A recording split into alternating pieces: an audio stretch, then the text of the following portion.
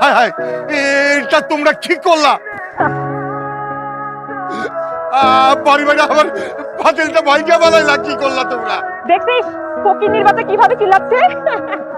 একটাবার তুই ভাইবা দেখতো, তুই তোর বাপের বয়সে যে মুরব্বিটার গায়ে হাত তুলছ, সে আমার বাপ, আর আমার বাপ কতটা কষ্ট পাইছে তুই চিন্তা করতে পারতস?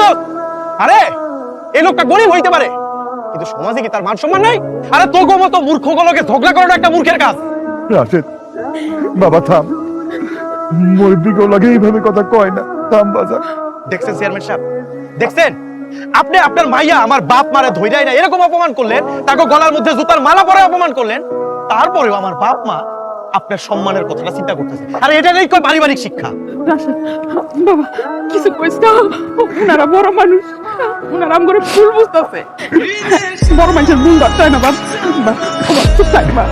চাচা, আমার তো মা নেই, ছোটবেলা থেকে আপু অনেক যত্ন করে আমাকে বড় করছে, তাই কোনটা ভালো কোনটা মন্দ সেটা আমি বুঝতে পারিনি।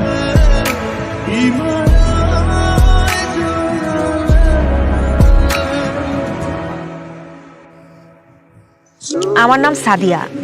আমার দ্বারা সম্ভব না এমন কোনো কাজ দুনিয়াতে আছে নাকি? তাছাড়া তোরা তো জানিস এমনিতে তোদের বান্ধবী কম সুন্দরী না, একটা চোখের ইশারা দিলে না হাজারটা ছেলে চলে আসতো। শুধু আসে না বাবা চেয়ারম্যান বলে। বিয়া মানে?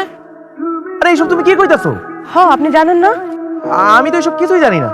আচ্ছা ও কি এই বিয়েতে রাজি? ও তো বলছিল ও আপনারা ভালোবাসে, আপনারা বিয়ে করতে চায়। এখন ওরে বাড়ি থেকে দেখতে আইছে, জোর করে বিয়ে দেয় কিনা তা তো জানি না, ও তো আমাদের জানায়নি। আরে কি কও তুমি এসব? জোর করে বিয়া দিতে চাইলে কি বিয়াটা হয়ে যাবে নাকি? কি হয়েছে তোমার? তুমি এমন করতেছো কি লিগা? তুমি না আমারে কইলা যে তুমি কালকে বিয়ার আসরে আইবা, তাহলে আমি তোমারে 3 কবুল বলে বিয়ে করব? আমাকে কেউ কিছু শিখিয়ে দেয়, একটা কথা কান খুলে শুনে রাখ, আমি তোকে ভালোবাসি না। আর তোর মতো সামান্য কামলা আমার বাড়ির চাকর ঘরে যোগ্যতা রাখে। আর তুই কি ভাবছিস তুই এইভাবে সেজে গুজে আসবি আর তোকে ফুলের মালা দিয়ে বরণ করবো? ও ফুলের মালা, ওয়েট, এই কই রে, বলতে নিয়ে আয়। দে।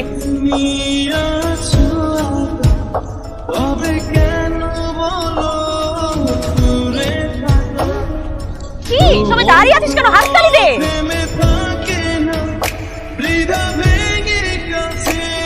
এখন কেমন লাগে বিয়া করবার আইছে? কি এবার বিশ্বাস করো তো আমি তোকে কতটা ভালোবাসি?